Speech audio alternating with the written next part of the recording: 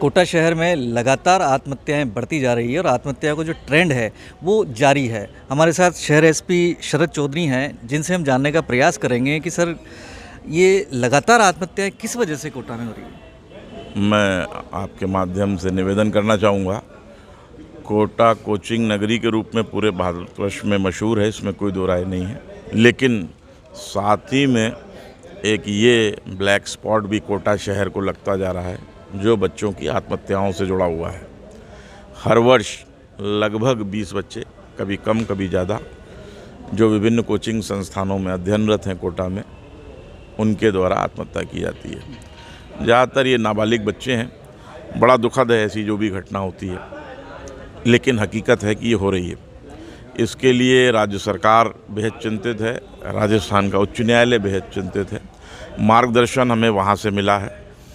जिला प्रशासन पूरे प्रयास करता है और जिला पुलिस भी अपने पूरे प्रयास कर रही है कि किसी प्रकार से इन आत्महत्याओं को रोका जाए और कोई भी ऐसी दुखद घटना ना हो।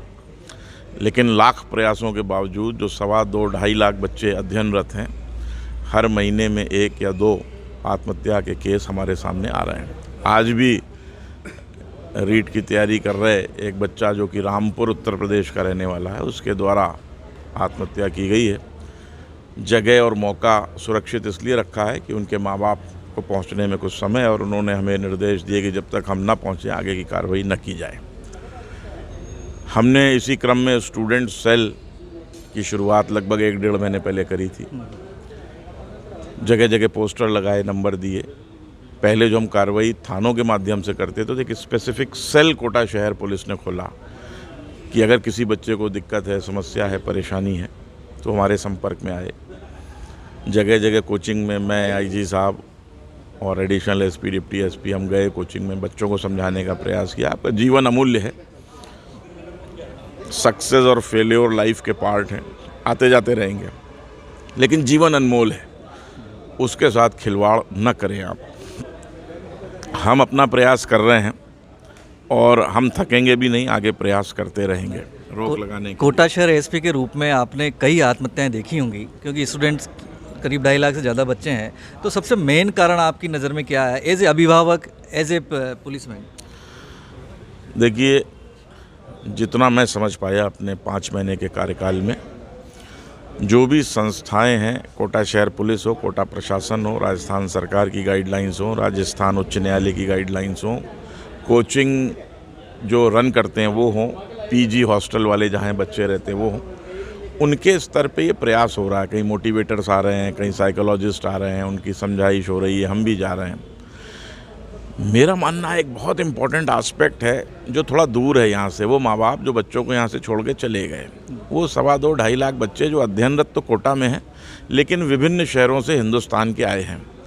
उनकी निश्चित रूप से मोबाइल पे, अब हर बच्चे के पास मोबाइल है, यदि वो किसी भी प्रकार की परेशानी में, दिक्कत में, किसी भी प्रकार की हो, खाने की हो, रहने की हो, किसी दोस्त से झगड़े की हो, कोचिंग का टेंशन हो, कोचिंग के प्रेशर हो, दबाव हो, वो फेल हो रहा है, चल नहीं पा रहा, अलग अलग बच्चों की अलग अलग कहानियाँ सामने आई हो सकती है। लेकिन मुझे ऐसा लगता है कम से कम वो किसी से शेयर करे या ना करे, कम से कम माँ बाप जिनसे वो रोज़ बात करता है तो बताता होगा कि मम्मी खाना नहीं अच्छा है, पापा फलाने सर ने ये दिक्कत कर दी, मैं चल नहीं पा रहा हूँ, मेरा रिज़ल्ट ख़राब आ गया, मुझे वापस बुलाया जाए, कुछ ना कुछ तो बोलता होगा।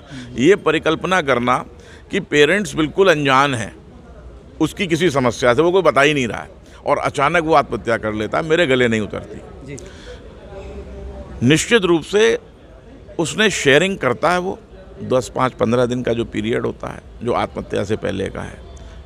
पेरेंट्स, आपके माध्यम से निवेदन करना चाहूँगा, ऐसी किसी भी सूचना को लाइटली न लें, तुरंत आएँ, निदान देखें कि इसका क्या निदान हो सकता है। सारे बच्चे आईआईटी नहीं जा सकते और सारे बच्चे एम्स नहीं जा सकते, ये पेरेंट्स को स्वीकार करना चाहिए। केवल कोचिंग संस्थानों में और हॉस्टल के पीजी के पैसे जमा करा देने से बच्चे का सिलेक्शन हो जाएगा, ये संभव नहीं है। हर किसी की प्रतिभा अलग अलग है। बहुत से बच्चे ऐसे, मेरी बात होती है कि वो पापा ने भेज दिया इसलिए आ गए, वो सामने ताऊ जी ने कहा इंजीनियर बनना, वो अच्छे इंजीनियर है तो इसलिए मैं इंजीनियरिंग में आ गया, तुम्हें क्या करना है, हमें तो कुछ और करना था। अलग अलग उदाहरण हैं, अलग अलग एग्जाम्पल हैं।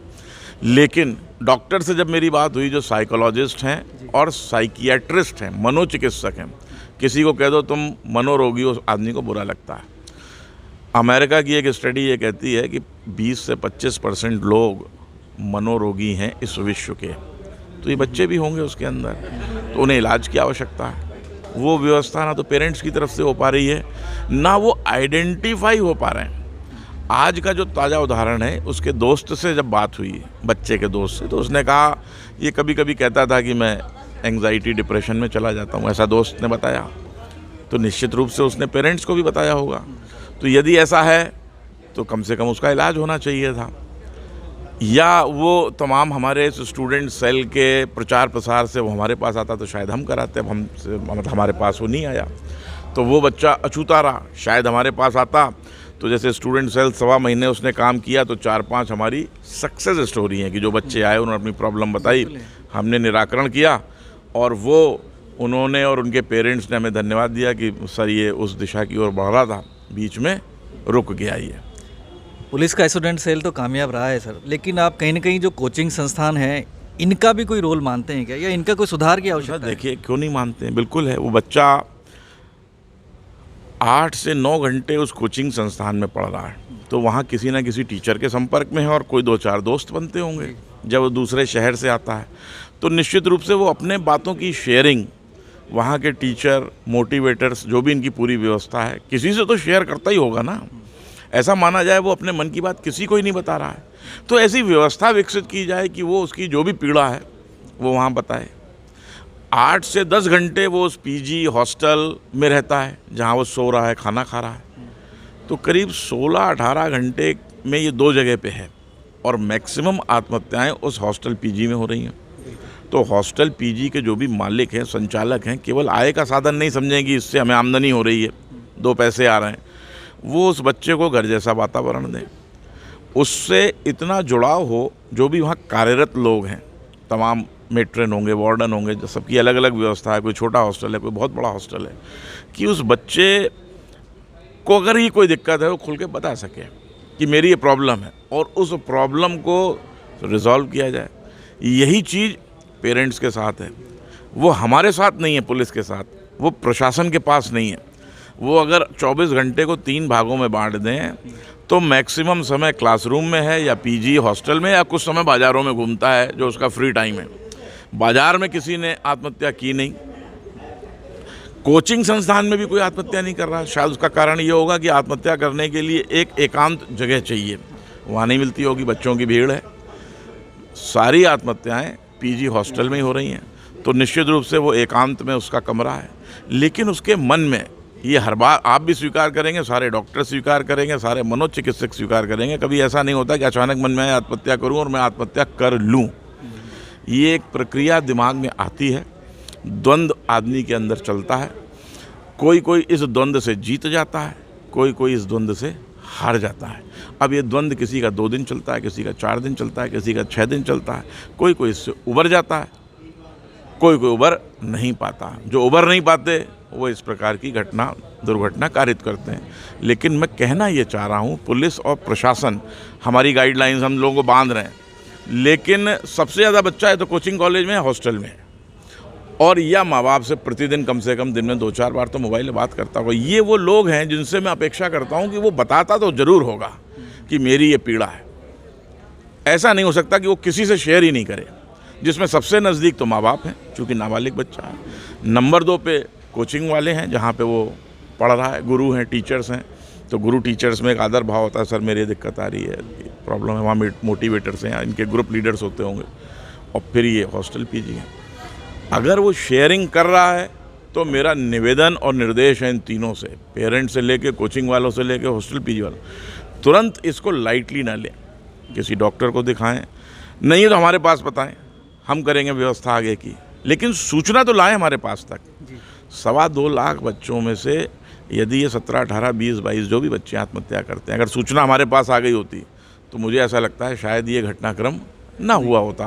उसको अगर दवाई की आवश्यकता होती तो हम दवाई कराते, उसको डिप्रेशन की बीमारी होती वो कराते, मोटिवेशन लेवल लो होता तो मोटिवेट साइकोलॉजिस्ट से करवाते, तमाम चीज़ें कराते।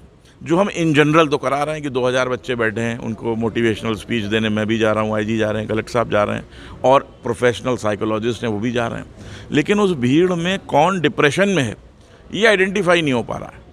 अच्छा, अंतिम बात, जो पूरे देश भर से बच्चे आते हैं, मतलब पेरेंट्स और बच्चों के लिए एज ए शहर एसपी आप क्या संदेश देना चाहते हैं? मैं जब ये पेरेंट्स बच्चों को लेकर के आए, मैं 3-4 कोचिंग इंस्टीट्यूट में गया और उन पेरेंट्स से मैंने 2-3 बात कही, बच्चों से तो कम कही मैंने, पेरेंट्स से ज़्यादा कही। आप अपने जिगर के टुकड़े को, लाड़ले या लाड़ली को यहाँ छोड़ करके जा रहे हैं जी। आपसे वो दूर है, जुड़ाव आपसे सबसे ज़्यादा है, तो निश्चित रूप से कुछ ना कुछ साइकोलॉजिकल ब्रेकडाउन उसके दिमाग में आएगा ही आएगा।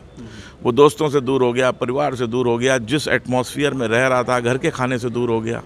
कितना ही अच्छा खाना होगा लेकिन माँ के हाथ की बनी रोटियाँ थोड़ी हैं। तो आप शुरुआत में कम से कम 2-3 महीने बहुत ध्यान रखिए, रोज़ बात करिए, उसकी कोई परेशानी आपको आना पड़े आइए, उसका निराकरण आप कर सकते हैं आप करिए, आप नहीं कर सकते हैं तो हमें बताइए, प्रशासन को बताइए, किसी को तो बताइए कि भाई उसकी ये प्रॉब्लम है। ऐसा नहीं है कि बच्चे कुछ बता नहीं रहे, बहुत सारे बच्चे जो सैकड़ों की संख्या में अपनी प्रॉब्लम बताते हैं, उनका निराकरण भी हो रहा है। इसलिए ये दुखद घटनाएं वो बच्चे कारित नहीं कर रहे हैं, लेकिन ये वो बच्चे हैं किन्हीं कारणों से ये अवसाद, डिप्रेशन, एंग्जाइटी या जो भी कारण है, दबाव, प्रेशर, जिसे भी आप अलग नाम दे सकते हैं, उससे जूझ रहे हैं, लेकिन वो प्रेशर रिलीज़ नहीं हुआ। जैसे प्रेशर कुकर में प्रेशर माउंट होता है और एक रिलीज़ हो जाता है, नहीं होगा तो प्रेशर कुकर फट जाएगा, तो ये वही स्थिति है। बहुत बहुत धन्यवाद। ये थे कोटा शहर एसपी शरद चौधरी, जिन्होंने हमें बताया कि अभिभावक भी कम जिम्मेदार नहीं है इस तरह के लगातार सुसाइड के। कोटा शहर में ये 20वीं घटना है, आज जो सुसाइड हुआ है वो 20वीं घटना है जब किसी छात्र ने यहाँ पर सुसाइड किया है। सुसाइड कैपिटल के रूप में कोटा शहर नहीं जाना जाए, इसके लिए एसपी शरद चौधरी ने ये आह्वान किया है कि परिवारजन अपने बच्चे को लगातार देखें और उस पर लगातार निगाहदाश्ती रखें। कोटा की स्टूडेंट सेल है जो लगातार बच्चों की मदद करने के लिए तैयार है, उसका एक हेल्पलाइन नंबर है, उस पर संपर्क करके उसकी सूचना दी जा सकती है। सच बेधड़क के लिए कोटा से प्रणय विजय।